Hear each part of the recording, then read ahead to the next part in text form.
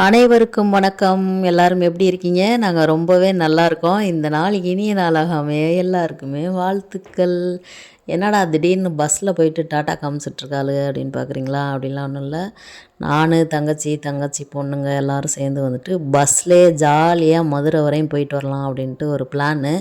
மதுரையில் வந்துட்டு மாமா பொண்ணு இன்னொரு தங்கச்சி எல்லாமே வந்துட்டு கூட சேர போகிறாங்க. எல்லாருமா சேர்ந்து வந்துட்டு ஒரு விஷயத்துக்காக வந்தோம். வந்த உடனே நாங்கள் வந்துட்டு 8:20க்கெலாம் வந்துட்டு திண்டுக்கல்ல பஸ் ஏறிட்டோம். 8:20க்கெலாம் பஸ்ஸு ஸ்டார்ட் ஆயிடுச்சு. 9:30க்கெலாம் வந்துட்டு போயிட்டோம். ஆரப்பாளையம் போயிட்டோம். அங்கே போயிட்டு மறுபடியும் ஒரு பஸ்ஸை பிடிச்சி விளக்குத்தூண் போயாச்சு. 9:45க்கெலாம் போயாச்சு. நாங்கள் போன உடனே கடை எதுவுமே விளக்குத்தூணில் ஹோல்சேல் கடை திறக்கவே இல்லை. அப்படியே எங்கள் மாமா பொண்ணு தங்கச்சி இன்னொரு தங்கச்சி சித்தி எல்லாம் வர்ற வரையும் அங்கேயே அப்படியே நின்னாச்சு. வரட்டும் அப்படின்ட்டு பூட்டியிருந்த கடை வாசல்லே உட்காந்தாச்சு. சரி சும்மா எதுக்கு இருப்பானே அப்படின்ட்டு அங்கே இருந்த ஒரு பையன்கிட்ட இந்த பேண்ட்டெல்லாம் வாங்கிட்டு இருந்த பாப்பா. அது வந்துட்டு கொஞ்சம் குட்டி குட்டியாக இருந்துச்சு. லம்பாச்சாயே பையா லம்பாச்சாயே பையா அப்படின்ட்டு. நமக்கு ஹிந்தி தெரியாது, என் தங்கச்சி நல்லா ஹிந்தி பேசுவாள். பேசி அடித்து பிடிச்சி வாங்கியாச்சு. கட்டைப்பை கொடுப்பா அப்படின்னா கொடுக்க மாட்டேன்ட்டான். அதுக்கப்புறம் வந்துட்டு திண்டுக்கல்லேருந்தே சப்பாத்தி நிலக்கடலை பருப்பு சட்னி எல்லாம் வச்சுட்டு போயிட்டேன். நான் பாப்பா தங்கச்சி எல்லாம் பஸ்லேயே சாப்பிட்டுட்டோம். மதுரை போகிற வழியில் அங்கே மீதி இருந்தது வந்துட்டு அந்த குட்டி தம்பி மாமா பொண்ணு எல்லோரும் வந்துட்டு சாப்பிட்டுட்டு சூப்பராக இருக்குது அப்படின்னு சொல்லிட்டு இருந்தாங்க. அதுக்கப்புறமா தங்கச்சி வந்துட்டு ஆப்பிள் ஆரஞ்சு எல்லாம் பாக்ஸில் போட்டு கொண்டு வந்திருந்தா அதையும் சாப்பிட்டுட்டு இன்னும் ஆரம்பிக்கவே இல்லை, எதுவுமே ஆரம்பிக்கலை, வந்த வேலையை பார்க்கல, பூட்டின கடை முன்னாடி உட்காந்துக்கிட்டு எல்லாத்தையும் சாப்பிட்டது தான் வேலை. ஃபஸ்ட்டு சாப்பாடு சோறு தான் முக்கியம் அப்படின்ட்டு சாப்பிட உட்காந்துட்டான். அப்புறம் வந்துட்டு 10 மணிக்கு மேலே கடை திறந்துருப்பாங்க அப்படின்ட்டு ஒரு ஹோல்சேல் கடைக்குள்ளே நுழைஞ்சாச்சு.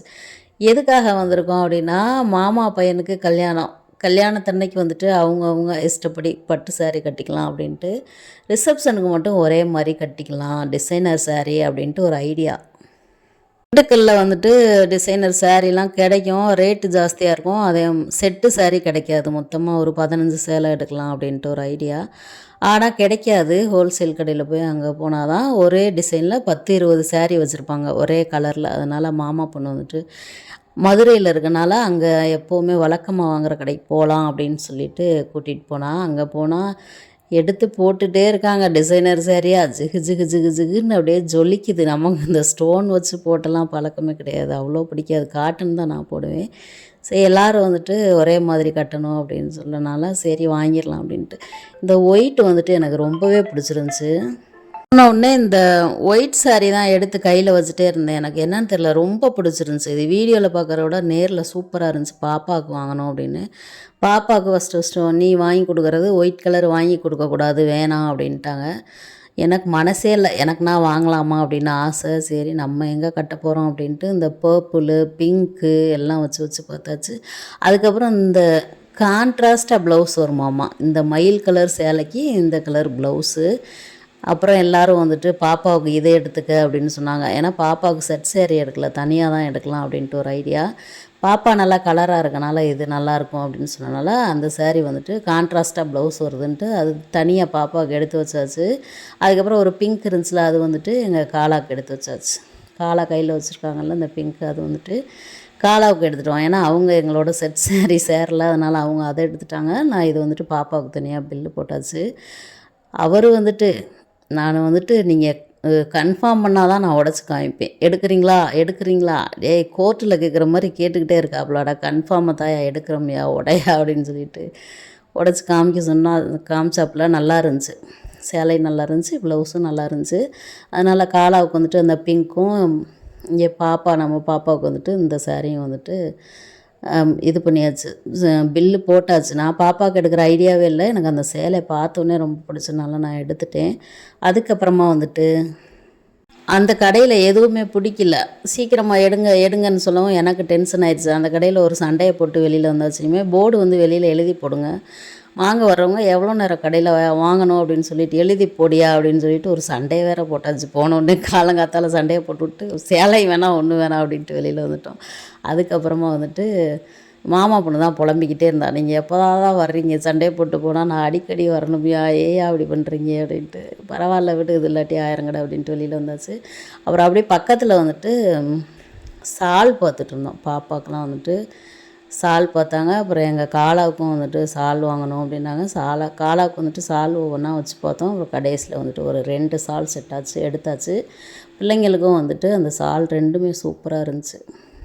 எடுத்து கொடுத்துடலாம் அப்படின்ட்டு பாப்பா 2 பேர்த்துக்கும் வந்துட்டு தங்கச்சியும் மாமா பொண்ணும் எடுத்தாங்க. அந்த 2 சாலுமே கலர் சூப்பராக இருந்துச்சு.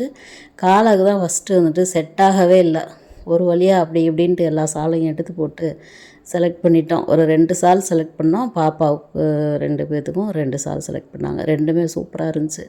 ஆக மொத்தம் சேலை வாங்க வந்துட்டு நான் வந்துட்டு சேலையை வாங்கலை. ஃபஸ்ட்டு வந்தோடனே சாலை வாங்கியாச்சு. அதுக்கப்புறமா வந்துட்டு எந்த கடைக்கு போகலாம் அப்படின்னு யோசிச்சுட்டே இருந்ததில் இன்னொரு கடை ஏறி இறங்கினோம். அந்த கடை வந்துட்டு வீடியோ எடுக்கலை. எல்லாமே ஹோல்சேல் கடை தான். மற்ற வேறு எந்த கடைக்குமே நாங்கள் போகலை. ஃபுல்லாகவே ஹோல்சேல் கடைக்கே போயிட்டோம். இது வந்துட்டு 3வதாக பார்த்த கடை. கடையிலையும் வந்துட்டு மோஸ்ட்லி அந்த கடையில் காமிச்ச எல்லா சேரீயுமே இருந்துச்சு. அதே டிசைனில் இருந்துச்சு. கலரும் கொஞ்சம் டிஃப்ரெண்ட்டாக இருந்துச்சு. ரேட்டும் கொஞ்சம் அங்கேக்கும் இங்கேக்கும் கொஞ்சம் கொஞ்சம் டிஃப்ரெண்ட்டு. அங்கே கூட சொன்ன ரேட்டை இங்கே குறைச்சி சொல்கிறாங்க. அங்கே குறைச்சி சொன்ன ரேட்டு இங்கே கூட சொல்கிறாங்க. இது என்ன கான்செப்ட்னே தெரியல.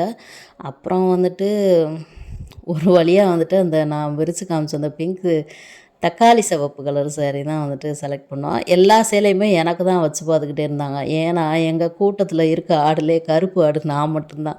ஏன்னா நான் மட்டும்தான் கொஞ்சம் கலர் கம்மியாக இருப்பேன். அதனால் வந்துட்டு எனக்கு எது செட் ஆகுதோ அதே எடுத்துக்கலாம் அப்படின்ட்டு எல்லாருக்கும் ஒரு இது. எல்லாருமே நல்ல கலராக இருக்கனால அவங்களுக்குலாம் எது கட்டினாலும் எடுக்கும் அப்படின்ட்டு எல்லா சேரீயுமே எனக்கு தான் வச்சு பார்த்துக்கிட்டே இருந்தாங்க.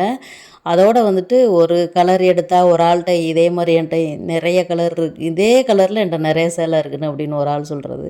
இன்னொன்று எடுத்தால் இதே கலரில் என்கிட்டையும் நிறையா சேலை இருக்குது அப்படின்னு சொல்லிட்டு தங்கச்சி சொல்கிறா, மாமா பொண்ணு சொல்கிறா. அப்புறம் என்ன கலர் தாண்டி எடுக்கிறது? லைட் கலர் மைல்டு கலர் எடுத்தது எல்லாமே சூப்பர் சூப்பர் கலர் எல்லாமே எங்கள்கிட்ட இருக்குது அப்படின்னு சொல்லிகிட்டே இருந்தால் என்ன தான் பண்ணுறது? கடைசியில் அந்த தக்காளி பழம் சிவப்பு தான் வந்துட்டு யார்கிட்டையுமே அவ்வளோக்கா இல்லை அப்படின்னாங்க. அப்படி இருந்தால் அதுவுமே வந்துட்டு மாமா பொண்ணுகிட்ட இருக்குது அப்படின்னா சரி எதுனா தான் எடுக்கிறது, எல்லா கலருமே எல்லாருமே வச்சுருப்பீங்க, ஏதாவது ஒன்று செலக்ட் பண்ணலாம் அப்படின்ட்டு ஒரு 3-4 மணி நேரம் போராட்டத்துக்கு அப்புறமா செலக்ட் பண்ணோம். இந்த வயலட் கலர்லாம் பயங்கரமாக எரிச்சிச்சு. சரி சும்மா வச்சு பார்ப்போமே அப்படின்ட்டு வச்சு பார்த்துட்டு இருந்தோம்.